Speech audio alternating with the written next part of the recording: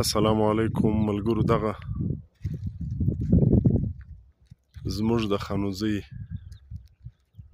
د ښایستې ابادې مځکې تور دامان دی. نو انشاءالله دا مځکې ډېرې ابادې او ډېرې خوندورې دي.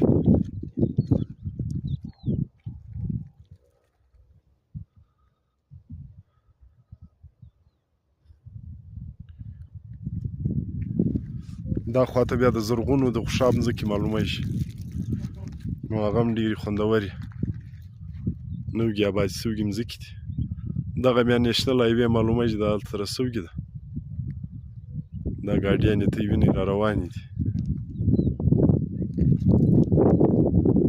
دا بسان دا خاص د باغو په مابین کې ته رسوږي.